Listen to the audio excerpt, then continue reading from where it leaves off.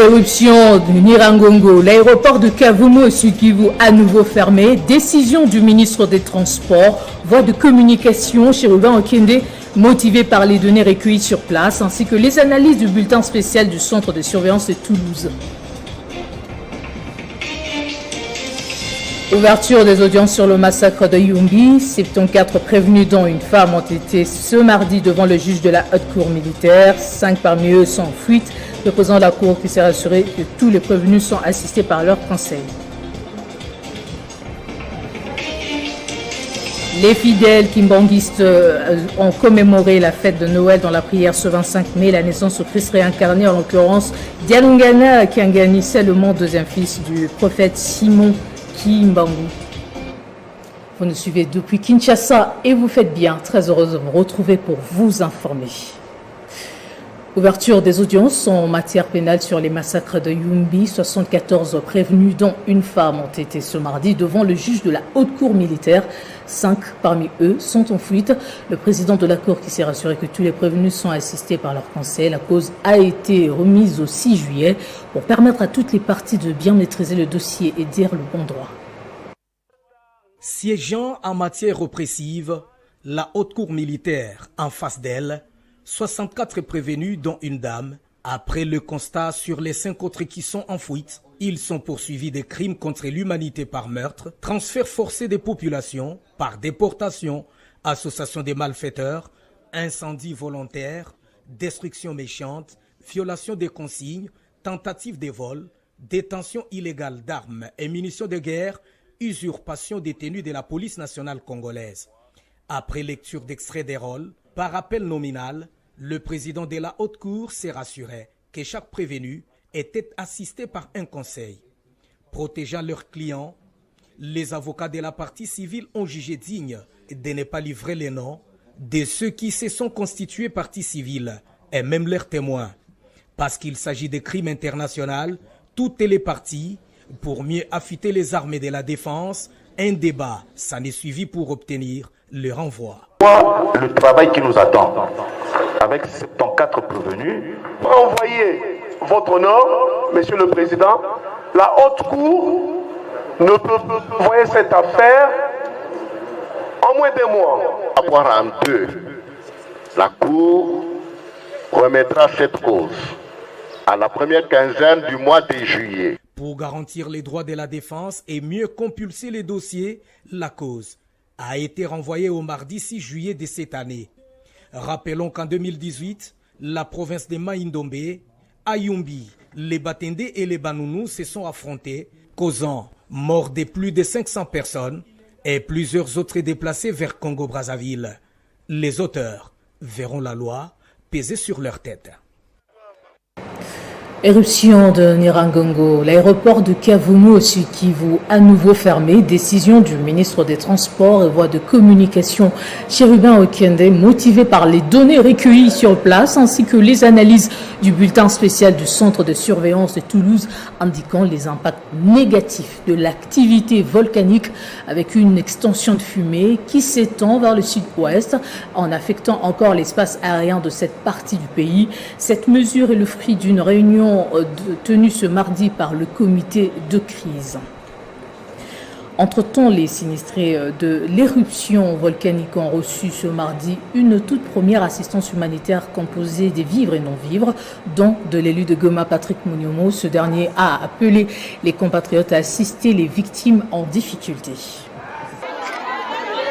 C'est comme un véritable roi que le député national Patrick Munyomo a été accueilli ici à Monigi en territoire de Nyiragongo, où sont regroupés des milliers de sinistrés de la dernière éruption volcanique de Nyiragongo. Dans sa suite, une importante cargaison de vivres et non-vivres. En présence de quelques autorités locales, l'élu de Goma dit être venu pour compatir avec ces sinistrés qui ont tout perdu dans la coulée de la lave. C'est ainsi qu'il va distribuer vivres et non-vivres à ces sinistrés, estimés à plus de 4000, mais aussi quelques habitants de Nyiragongo. Comme d'habitude, partout où je trouve des gens plairés, à mon niveau, avec mes partenaires, j'essaie d'apporter quelque chose. Et donc aujourd'hui, je suis venu effectivement rendre visite à toute la population parce je l'ai en train de pleurer. Et à ce moment-là, j'ai quand même apporté des vivres et des non-vivres. Donc vous allez retrouver qu'il y a eu des tonnes de haricots, du riz, de l'huile, je ne sais pas commencer par où. Cette assistance de Patrick Munyonmo est la toute première depuis l'éruption du volcan Nyiragongo le 22 mai dernier. Elle arrive d'ailleurs avant celle du gouvernement, disent les bénéficiaires. D'où l'appel de l'élu de Goma aux autres personnes de bonne volonté de venir en aide à ces sinistrés. C'est une population qui a besoin de soutien. Le plaidoyer, je l'ai déjà fait pour que le gouvernement central puisse prendre ses responsabilités et venir en aide à cette population qui est en train de souffrir. Vous savez qu'aujourd'hui... Rappelons que c'est grâce à la collaboration entre la Fondation Patrick Munyonmo et la société Prémidis que cette assistance a été rendue possible. Les messages de soutien et de compassion aux populations de Goma ne cessent de tomber. Après le président de l'Assemblée nationale, c'est au tour de son collègue du Sénat, Modeste Bahati Lukwebo, en séjour privé à Bukavu pour raison de deuil de sa mère. Dans son message de réconfort et de soutien, signé le 24 mai 2021 et rendu public le même jour dans la soirée, le président du Sénat se dit consterné par la nouvelle de la catastrophe naturelle à la suite de l'éruption du volcan Nyiragongo survenue le samedi 22 mai 2021 dans la soirée au Nord Kivu. Il exprime toute sa solidarité et sa compassion à ses frères et sœurs congolais de cette partie du pays, le Nord Kivu, qui a enregistré des pertes en vies humaines et d'importants dégâts matériels. Modeste Bahati Lukwebo les rassure de tout son soutien pendant ces moments tristes et tragiques que leur impose la nature alors que la province est déjà martyrisée par plusieurs maux. Le numéro 1 du Sénat exhorte les habitants de la ville de Goma à garder l'espoir et les invite à faire preuve de prudence, de solidarité et de courage face à cette tragédie. Les efforts de la nation tout entière seront mis à contribution pour que la paix revienne dans cette partie du pays, rassure le président du Sénat. Et pendant ce temps, le caucus des sénateurs du Nord Kivu a échangé ce mardi avec le deuxième vice-président du Sénat, Sangouma Temongonde. Ils lui ont fait savoir leur intention d'interpeller le ministre de la Recherche scientifique sur les mesures prises par le gouvernement avec les structures techniques qui l'accompagnent pour une bonne gestion de cette catastrophe naturelle. Les sénateurs du Nord Kivu ont également sollicité l'appui du bureau du Sénat pour qu'une mission parlementaire soit dépêchée dans ce coin du pays afin de permettre à leur chambre du Parlement de s'impliquer dans la recherche des réponses aux problèmes de la population sinistrée. Les mesures urgentes doivent être prises afin que la ville de Goma retrouve sa vie normale, a souligné Vuna Bandi, vice-président du caucus des sénateurs du Nord Kivu. Aujourd'hui, la population est en débandade, elle n'a pas d'eau, elle n'a pas d'électricité. C'est autant de problèmes que nous avons voulu partager avec l'honorable deuxième vice-président, lui faire part de ses préoccupations et exprimer les souhaits de voir le Sénat s'investir réellement, non seulement pour apporter un secours à cette population, lui exprimer réellement un message de réconfort, mais aussi pour interpeller le gouvernement dans sa mission de prévenir pour éviter autant de dégâts en matériel et en vie humaine. Sangouma Temongonde a promis à ses collègues de faire parvenir leurs desiderata au bureau du Sénat que dirige Modeste Bahati Lukwebo. Autre chose à présent, vers la fin de deux tendances dans l'administration publique. Le vice-premier ministre en charge de la fonction publique, Jean-Pierre Liaou, a réuni les deux ailes de l'INAP. Objectif, enclencher le processus de réunification de l'intersyndicale nationale de l'administration publique avant la tenue des nouvelles élections.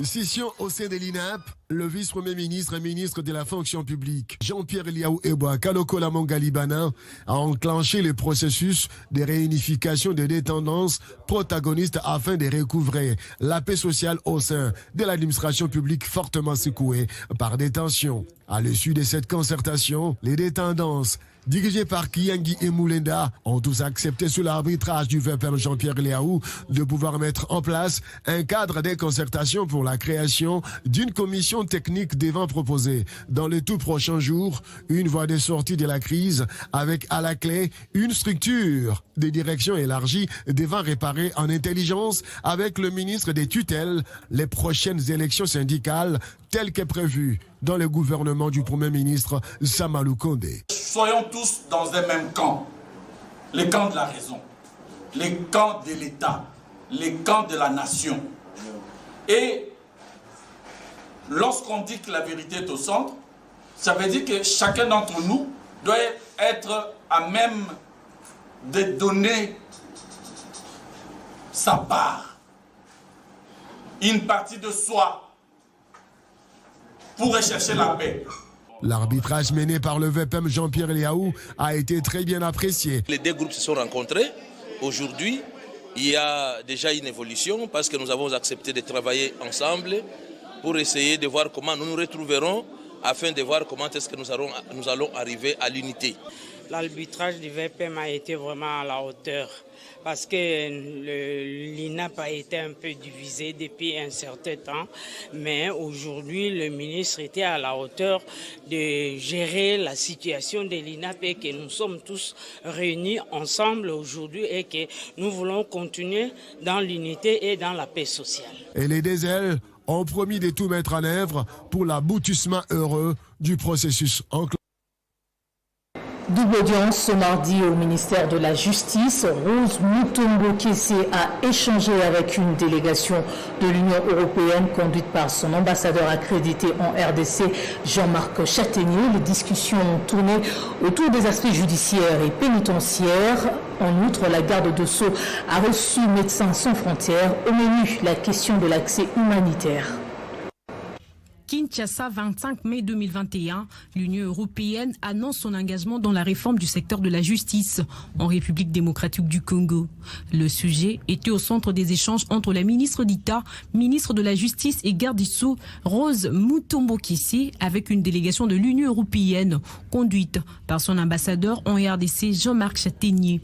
Il s'est dénoté que Rose Mutombo s'est engagée dans la relance d'un certain nombre de textes pour la relance du groupe des bailleurs de fonds qui travaillent avec la République démocratique du Congo sur l'amélioration du système judiciaire. Et nous sommes vraiment en accompagnement de ce processus de réforme avec des moyens que nous voulons mettre en œuvre pour participer à l'amélioration des choses. Nous y travaillons et d'ailleurs nous avons parlé avec la ministre de 2 palais de justice qui sont en train de se construire et d'être finalisés. Un à Tchapa, que nous devrions pouvoir inaugurer ensemble avec Madame la ministre au mois de septembre, et l'autre à Goma, dont les travaux sont en train aussi de se finaliser. C'était une journée très chargée pour la ministre d'État, ministre de la Justice et garde des Sceaux, Rose Mutombo Kessé, qui a ensuite reçu la délégation de MSF, conduite par sa représentante pays en République démocratique du Congo, Anne-Marie. La question de l'accès humanitaire est une préoccupation quotidienne pour MSF en tant qu'acteur humanitaire médical sur l'ensemble du territoire de la RDC.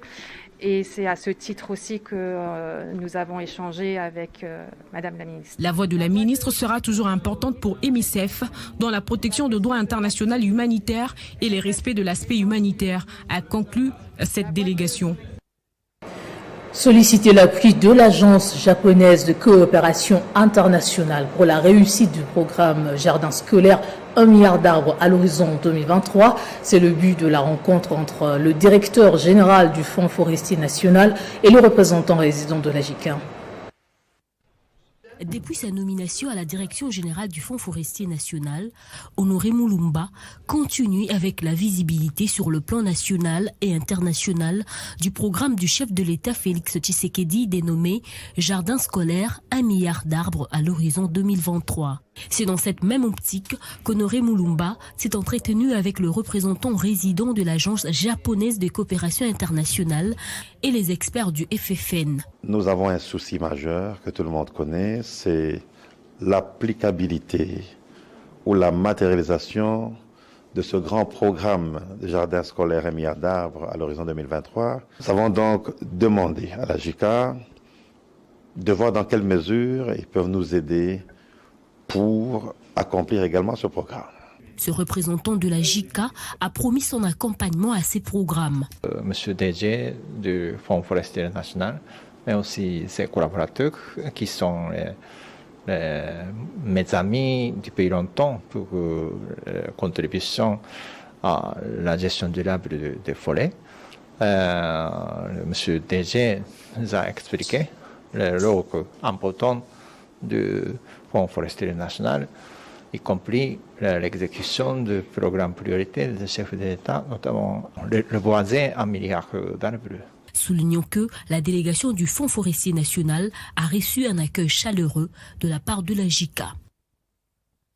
La journée des GDA s'est ouverte lundi sous le thème « La sensibilisation sur le système de traçabilité des droits d'assises en RDC ». L'objectif est de sécuriser et de tracer les produits au travers de cette nouvelle technologie de marquage. En application des dispositions de l'ordonnance loi numéro 18/002 du 13 mars 2018 portant code des accises, le directeur général de la DGDA, Jean-Baptiste Kongolo Kabila, a lors de son mot d'ouverture informé que c'est pour répondre favorablement aux soucis d'accroissement des revenus dont l'État a besoin pour faire face aux défis majeurs auxquels il est confronté que le système de traçabilité des droits d'accise STDA a été mis en place en partenariat avec la plateforme CISPA, numéro 1 mondial dans la technologie de marquage sécurisé et de traçabilité de produits. Aujourd'hui, il avait été question de sensibiliser les opérateurs économiques ainsi que tous les autres partenaires sur la façon dont nous allons prendre en charge les produits d'accise et comment est-ce qu'ils seront taxés selon le système mis en place par la société SICPA avec laquelle nous sommes en contrat. Au total, 111 fabriques, 5 opérateurs de téléphonie mobile et 28 fournisseurs d'accès Internet sont concernés dans un premier temps. Pour le reste, les cosmétiques, les cigarettes, les plastiques et les produits pétroliers devront suivre progressivement. Que jusque-là, les droits d'accise étaient perçus de façon pratiquement manuelle. Nous avons essayé de les associer au niveau du système douanier informatisé qu'on appelle Sidonia Haute. Mais maintenant là, le STDA va nous permettre de pouvoir retracer la base taxable, c'est-à-dire la quantité des marchandises, la quantité du flux qui constitue la base de taxation en matière des accises. Désormais, les produits congolais seront marqués et sécurisés, ainsi que ceux importés. Cette démarche de la DGDA impactera positivement sur les recettes de l'État, car d'autres secteurs publics y bénéficieront également par cette certification. Le Lualaba, Kamoa Copper, société minière basée dans le village Kamoa, situé à environ 30 km de la ville de Kolwezi, tient toujours à protéger ses travailleurs. Tenez, ce 25 mai, elle a lancé la vaccination volontaire contre la Covid-19 dans son centre médical.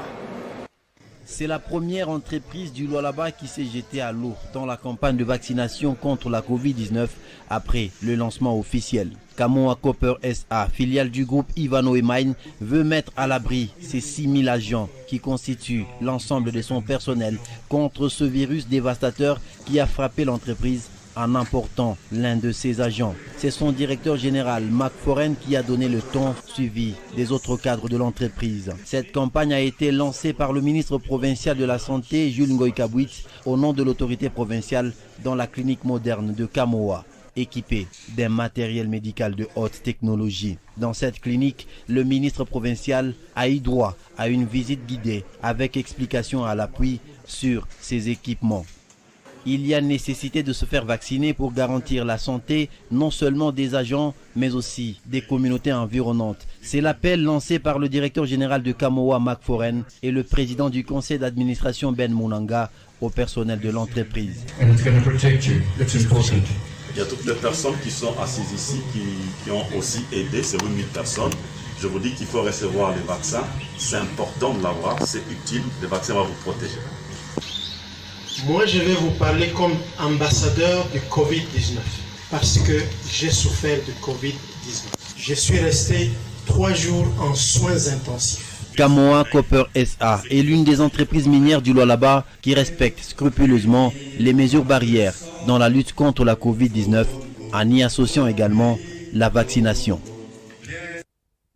Installation des comités fédéraux de l'ABD, action des brasseurs pour la démocratie. La cérémonie a eu lieu lundi. Le sous-comité formé représente les 4 districts. La mission est de répercuter fidèlement l'idéologie du parti et poursuivre sur toute l'étendue de la République. Dans le but d'implanter les partis politiques ABD sur toute l'étendue de la République, cette formation avait lancé une session de formation de ces cadres dans la capitale Kinshasa pour la formation des cadres fédéraux des 4 districts, notamment Tiangou, Moamba, Lukunga et Funa. Au terme de cette formation, les cadres ont été présentés et devront répercuter les orientations reçues sur les terrains. L'activité d'aujourd'hui était consacrée à l'installation des différents comités sous-fédéraux que compose la ville de Kinshasa. Parce que vous savez, comme la ville de Kinshasa, nous avons 4 districts qui représentent 4 sous-fédérations. Alors aujourd'hui, on était venu ici à la FIKIN pour les installer et leur permettre de commencer maintenant le travail pour le compte du parti. L'ABD en tant que parti politique est bien disposé à aller aux élections, raison pour laquelle en tant que parti politique, nous sommes déjà en train de travailler, nous sommes en train de nous préparer pour aller aux échéances électorales à venir avec toutes nos bases, comme nous le faisons dans d'autres provinces et même pour le cas de la ville de Kinshasa, où nous avons installé nos 4 comités sous-fédéraux qui vont se mettre au travail afin de préparer leurs bases et de préparer les élections. Action des bâtisseurs pour la démocratie et le développement, ABD, présidé par Tizaïnga Kapumba, s'est engagé sur les terrains pour une bonne représentativité sur les plans nationaux et cela passe par la formation de ces cadres fédéraux.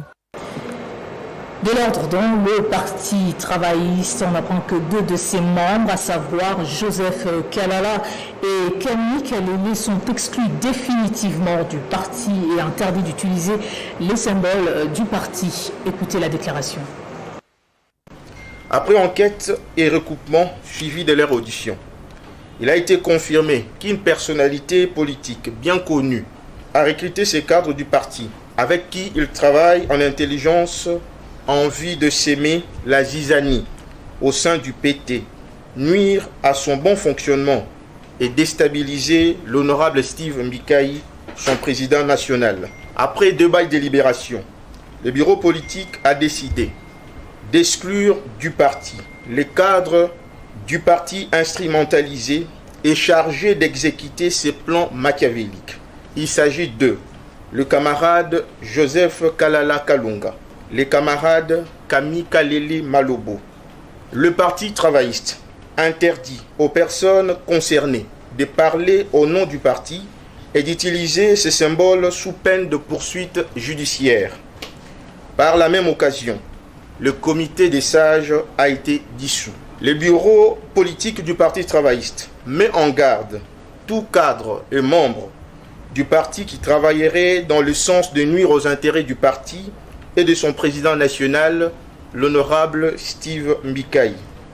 Pour terminer, le bureau politique du parti a pris acte de la reprise de fonctions du président national du parti après ses fonctions au sein du gouvernement de la République et l'a félicité pour sa prestation appréciable pendant 4 ans dans l'exécutif.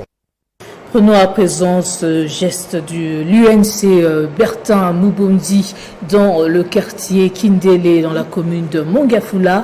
Ce quartier a été éclairé et désenclavé grâce à cet élu. En communion avec sa base, après les vacances parlementaires, une route du quartier Kindele, située dans la commune de Mongafula, vient d'être désenclavée après plusieurs années d'inutilisation et éclairée grâce à la magnanimité d'un élu de Lukunga, en l'occurrence Bertin Mubondi. Ce n'est pas en cherchant le bonheur qu'on le trouve, c'est en le donnant. C'est sur ce ton que 500 mètres de route ont été déblayés et sarclés par ces députés nationaux, membres de l'UNC de Vital Kamerhe. S'en est suivi immédiatement l'installation des lampadaires solaires autonomes, dernier cri. L'honorable Bertin, il a remblé le trou qui a coupé la route à 2 parties. Mais l'honorable Bertin Mubondi a fait, avec les moyens de bord qu'il détient, il a pensé aux pauvres. Une satisfaction pour la population environnante. Mais Nous sommes surpris est heureux de savoir que le député Bertin Mubondi a les soucis du développement de notre quartier. J'encourage notre président Vital Kamerhe parce qu'il a des gens capables de satisfaire la population au sein de son parti politique. Nous sommes contents que Bertin Mubondi puisse rentrer auprès de sa circonscription électorale pour emblayer ce trou après des années.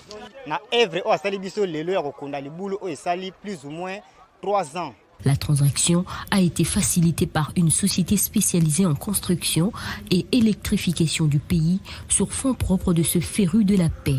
Notons qu'il s'agit d'un projet à impact rapide et visible en réponse à la demande de la base qui s'est plaignée d'incidents sécuritaires occasionnés à la nuit à cause de l'obscurité et à l'enclavement de cette voie publique. Parlons encore de la justice, affaire Apo-Ipan, John Lungila et Anthony Chamba. Le tribunal de paix de l'Union nationale de la presse du Congo a présenté ses conclusions ce mardi. John Lungila écope de 2 mois de suspension, tandis que Anthony Chamba a 4 mois de suspension. La partie accusatrice se dit satisfaite de la décision du tribunal prise en leur faveur. Tout est parti de la plainte déposée depuis le 22 février 2021 par le porte-parole de l'inspection générale des finances, Apo-Ipan, au tribunal des pairs de l'Union de la presse du Congo. Après plusieurs audiences, la commission de discipline de cet organe des professionnels des médias rend sa décision après délibération.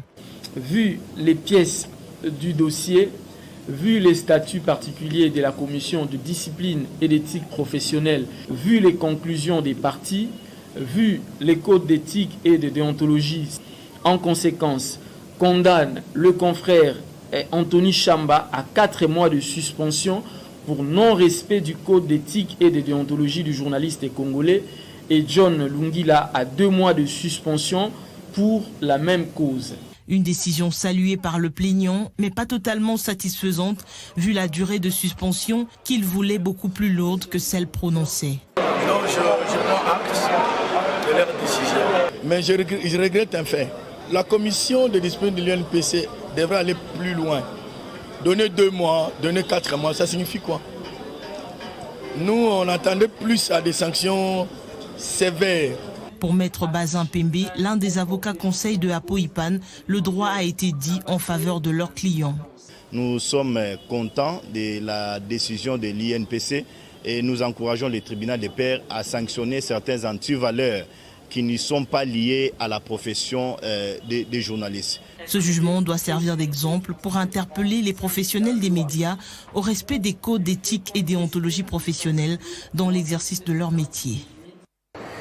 25 mai, date symbolique pour les kimbanguistes. Ces fidèles ont commémoré la fête de Noël dont la prière, la naissance du Christ réincarné, selon eux, en l'occurrence, Dialungana Kiangani Salomon, deuxième fils du prophète Simon Kimbangu. Ils étaient nombreux ce matin à se rendre au centre d'accueil situé dans la commune de Kassavubu avec fanfare, tam-tam et d'autres instruments de musique pour fêter la Noël. Se basant sur le premier chapitre du livre de Luc, les chrétiens kimbanguistes affirment que la conception de Jésus a eu lieu au 6e mois du calendrier juif qui correspond au 9e mois du calendrier actuel. Du mois de septembre au mois de mai, cela totalise 9 mois et c'est au 5e mois que l'enfant Jésus est né. Les kimbanguistes, à partir de leurs recherches scientifiques, spirituelles et bibliques, ont découvert la vraie date de la naissance de Jésus, partant de la Bible, qui est le livre fondamental de tous les chrétiens. C'est-à-dire, quand Israël est sorti de l'Égypte, c'était au mois d'avril, mois d'Abib ou bien Nissan pour les autres. Et si vous lisez dans Exode chapitre 12, chapitre 13, Dieu dit à Moïse, désormais, c'est moi de votre sortie de l'Égypte et l'esclavage, ou bien esclavagisme, devient pour vous les premiers mois de l'année. Donc les cantiques kimbanguistes, les chants kimbanguistes sont inspirés de Dieu. Et dans ces chansons, il y a d'autres chansons qui nous disent que Jésus est né le 25 mai et non le 25 décembre. Selon les kimbanguistes, le nouveau nom de Jésus n'est autre que Salomon Dialungana Kiangani. Notre confession de foi, Papa Diangène l'a écrit dans son livre vert, Histoire du kimbanguisme. La confession de foi de l'église kimbanguiste s'inspire du symbole de Nicée. C'est-à-dire en Nicée, en 325, là où on a élaboré la doctrine chrétienne que nous confessons aujourd'hui. Cette date du 25 mai, qui symbolise la Noël chez les kimbanguistes, a été officialisée depuis 2001.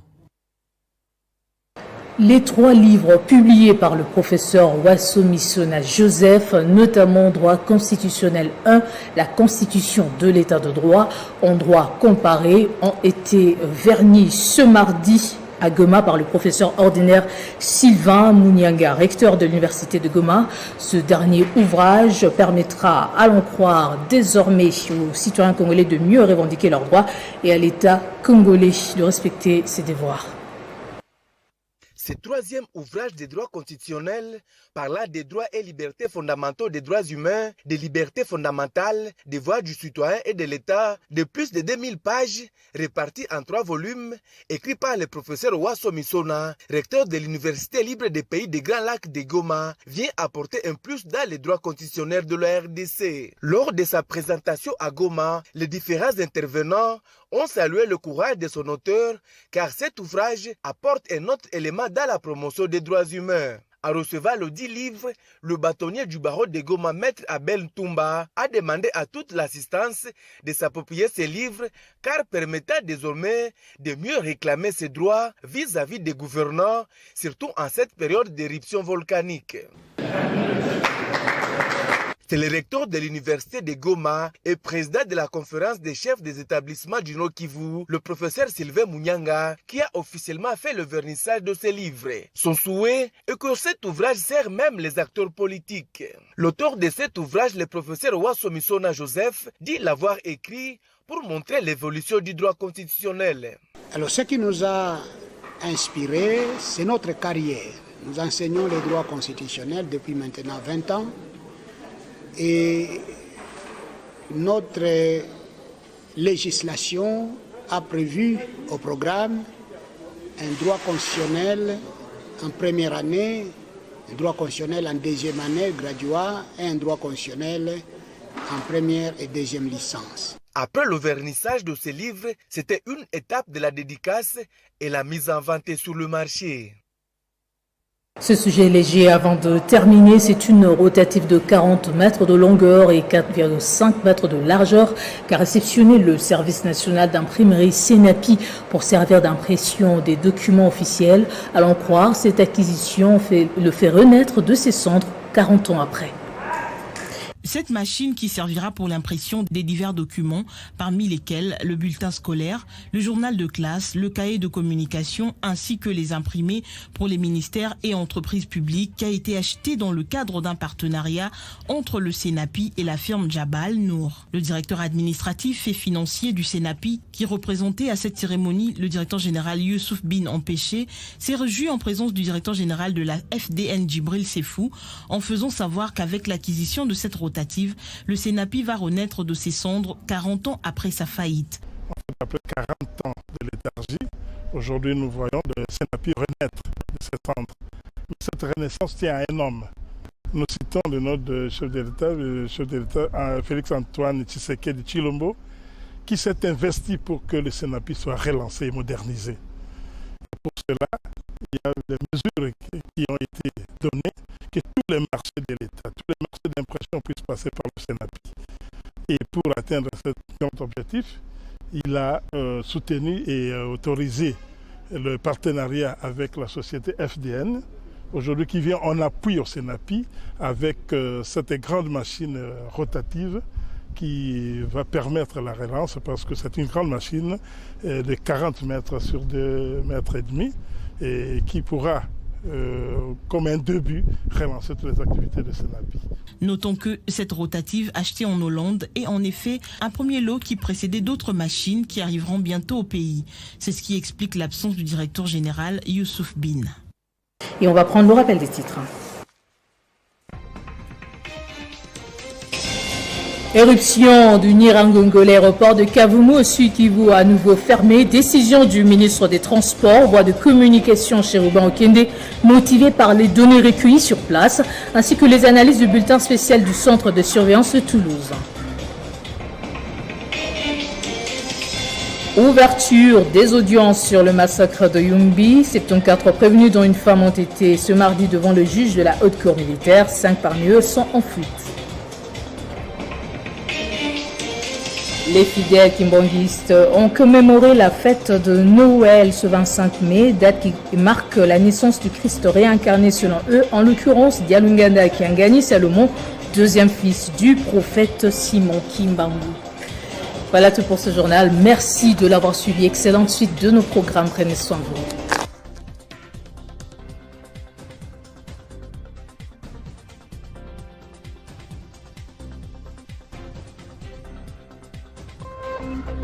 Téléchargez les infos Télé 50 sur www.télé50.cd.